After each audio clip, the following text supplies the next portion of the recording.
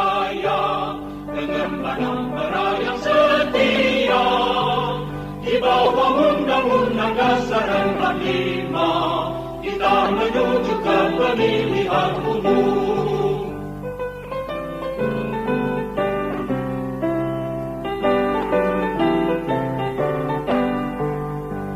Bismillahirrahmanirrahim. Assalamualaikum warahmatullahi wabarakatuh. Kita bermohon semoga rahmat Allah senantiasa dicurahkan dan melahirkan keberkahan-keberkahan terbaik yang diridhai Allah Subhanahu wa taala.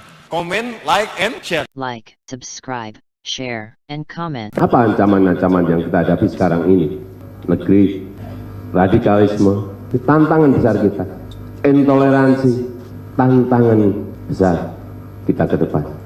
Terorisme, tantangan besar kita ke depan. Jangan ada lagi politik identitas. Jangan ada lagi politisasi agama. Jangan ada lagi polarisasi sosial. Demokrasi kita harus semakin dewasa. Konsolidasi nasional harus diperkuat. Terima kasih kepada ulama, tokoh agama, tokoh masyarakat, dan tokoh kebudayaan yang telah berkontribusi besar memperkokoh fondasi kebangsaan kita, serta merawat persatuan dan kesatuan nasional. Politik identitas itu dimanapun akan merusak bangsa dan memecah belah. Pemerintah tidak pernah bilang orang Islam itu radikal.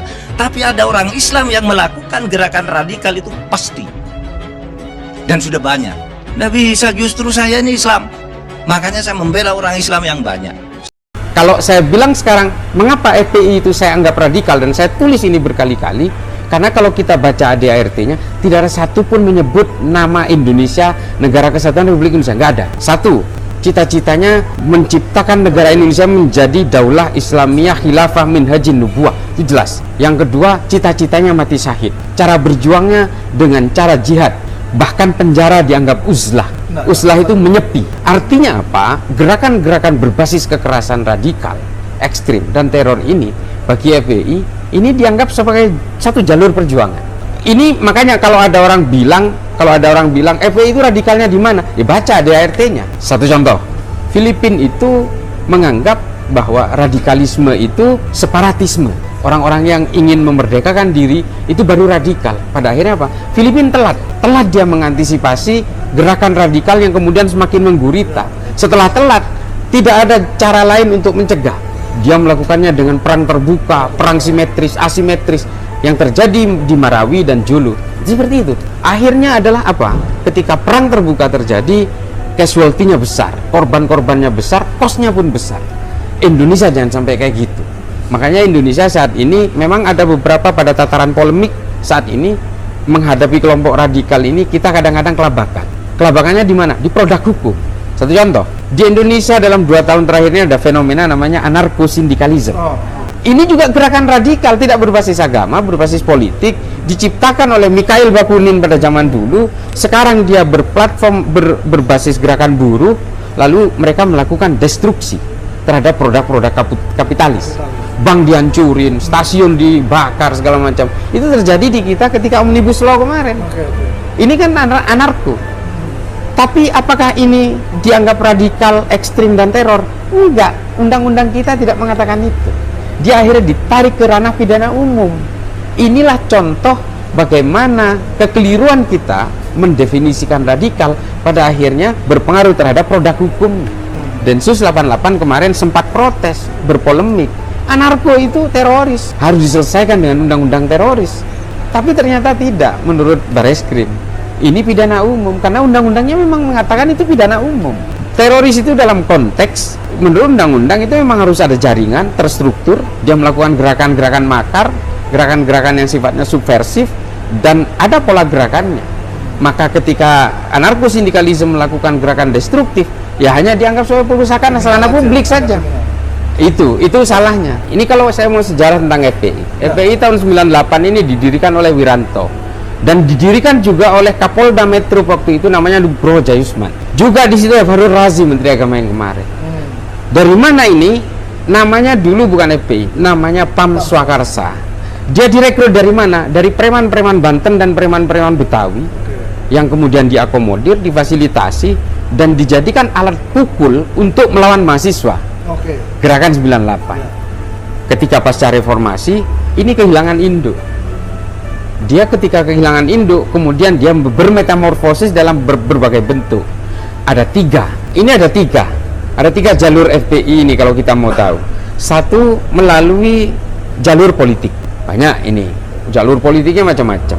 Lalu yang kedua ada jalur ekonomi. Jalur ekonomi adalah yang malak-malak. Kalau diskotik yang nggak nyetor nanti digerebek. Ini jalur ekonomi. Banyak yang nempel ke sini. Ada jalur teroris. Teroris ada 37 teroris terdaftar sebagai pengurus dan anggota FPI. Ada 37 valid. Tapi yang jelas ini pengurus terstruktur dan tercatat di dalam tubuh FPI. Ini ada tiga ini. Mereka kemudian bermetamorfosis dan oleh waktu itu masih ketuanya Habib Rizik, ini dijadikan alat bentur dan dijadikan alat transaksi politik bawah tangan. Dia kasarnya melacurkan diri untuk satu kekuatan politik tertentu. Tapi memang begini, mengapa saya sering menulis HPI ini lebih identik dengan Khawarij? Karena memang Khawarij itu seperti itu, gesturnya seperti itu. Dia akan melawan siapapun yang memerintah pada saat itu, sampai dia itu berhenti kalau dianya yang memerintah. Ini Khawarij ini. Khawarij itu adalah satu kelompok di dalam Islam, kelompok ekstrim dan radikal pertama dalam sejarah Islam yang sudah terbentuk dari sejak Kanjeng Nabi itu sudah masih ada. Pengulangan sejarah. Ini memang sudah ada. Makanya saya pernah nulis ya Mas John ya, bahwa FPI ini adalah secara gesturnya itu memang sangat-sangat Khawarij kalau menurut saya. Mereka selalu melawan pemerintahan. SBY juga waktu itu dilawan. Cuma pinter SBY dulu. Habib Rizik ditahan supaya bisa dikuasai FPI ini. Dijadikan alat mesin politik sehingga dia terpilih 2 periode. Nah, di zaman Jokowi buahnya itu di sini. Ketika Jokowi juga tidak mau menggunakan politik kanan dipakai oleh Pak Prabowo, kemudian dia harus melawan pemerintahan Jokowi. Nah, ini terus terjadi sampai 2019. Padahal ini yang saya juga heran dari Pak Prabowo waktu itu. 2 kali FPI tidak pernah bisa memenangkan dia menjadi presiden. Tapi masih dipakai lagi. Dia tergoda oleh posisi elektoralnya terpilihnya Gubernur Anies di Jakarta yang ternyata mandul secara nasional. Berjaya di satu daerah belum tentu berjaya di seluruh negara, belum tentu. Meskipun FPI kenyataannya memang ada di tiap daerah, tapi ya skalanya kecil sekali. Secara elektoral kecil, Mas, karena memang FPI mungkin ya secara organisatoris iya tercatat sebagai anggota FPI, tapi dalam belahan-belahan elektoral regional mereka kan terpisah. Kasarnya gini, satu contoh, saya anggota FPI, sampean dari PDIP nyalek, saya milih sampean kan. Meskipun FPI memilih orang lain. Kan seperti itu, ada irisan-irisan. Ini kan memang salah satu komplikasi dari satu sistem multipartai kita. Pada akhirnya adalah apa? Sesuatu yang sudah dikuasai secara elektoral dari pusat, di daerah itu belum tentu solid sampai ke daerah. Makanya banyak partai-partai yang sering tertipu di situ. Rekom segala macam, mentang-mentang di DPRD di daerah itu punya 4-5 kursi, tapi ternyata tidak sanggup menjadikan seseorang menjadi satu pemimpin daerah. Karena memang irisan-irisan politik itu berbeda. Ya, sistem politiknya memang harus dirubah. Selama kita masih mempunyai sistem multipartai seperti ini, politisasi agama itu tidak akan bisa kita hindari. Ketika politisasi agama itu sudah bergulir cepat, mengalir kemana-mana, radikalisme itu pasti akan tumbuh kembang di situ. Dikabarkan sebelumnya Puan Maharani telah menyetujui pembentukan Dewan Kolonel sebagai bentuk usaha meningkatkan elektabilitasnya. Kini Ganjar Pranowo tak mau kalah, Ketua Relawan Ganjar Pranowo Mania, Immanuel Ebenezer atau Noel juga turut membentuk Dewan Kopral. Noel mengatakan Dewan Kopral yakin bisa bersaing dengan Dewan Kolonel meski fungsinya berbeda.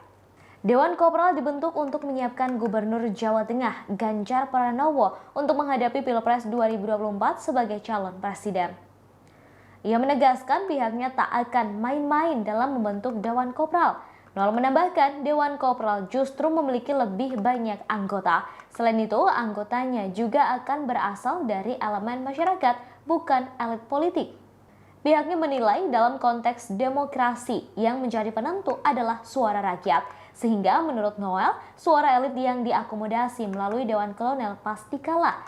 Sebelumnya, Puan Maharani telah menyetujui pembentukan Dewan Kolonel yang beranggotakan anggota DPR fraksi PDIP. Dewan Kolonel dibentuk untuk mengharumkan nama Puan yang hingga kini elektabilitasnya masih belum juga banyak berubah. Usulan pembentukan Dewan Kolonel datang dari anggota fraksi PDIP Johan Budi. Meski begitu, Trimedia yang didapuk menjadi koordinator. Kalau Ganjar tidak dicapreskan, PDIP hancur. Itu udah muncul banyak. Itu klaim yang harus diuji secara ilmiah. Mengapa? Pernyataan semacam itu mengasumsikan ya elektabilitas PDIP itu sebagai dependent variable, sementara Ganjar sebagai independent variable. Jangan-jangan yang terjadi sebaliknya. Ada namanya reverse causality. Jadi penyebabnya sebab sama akibat kan nggak jelas. Apakah elektabilitas Ganjar ditentukan oleh PDIP ataukah sebaliknya? PDIP elektabilitasnya ditentukan oleh Ganjar.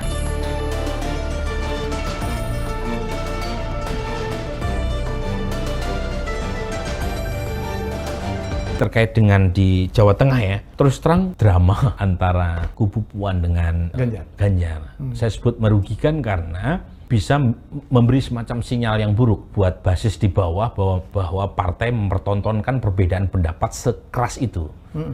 Dan jangan-jangan pendukung Ganjar mulai melirik partai lain karena Ganjar dipersepsi oleh mereka tidak diperlakukan secara fair di dalam partai. Kan bisa aja muncul seperti itu ya. Jadi pendukung Ganjar membuka opsi lain ke partai lain. Salah satu penjelasannya adalah sudah ada beberapa calon yang bergerak dengan partainya.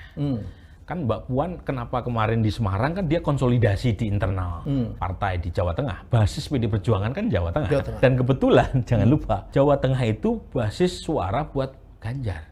Nah kalau misalnya gerakan Puan ini dugaan saya pasti punya dampak yang negatif terhadap elektabilitas Ganjar. Negatif justru.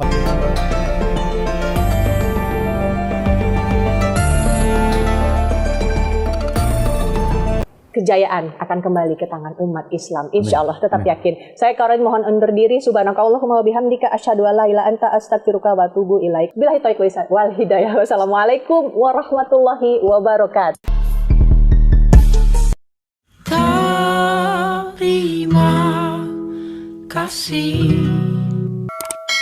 Terima kasih. Wassalamualaikum warahmatullahi wabarakatuh.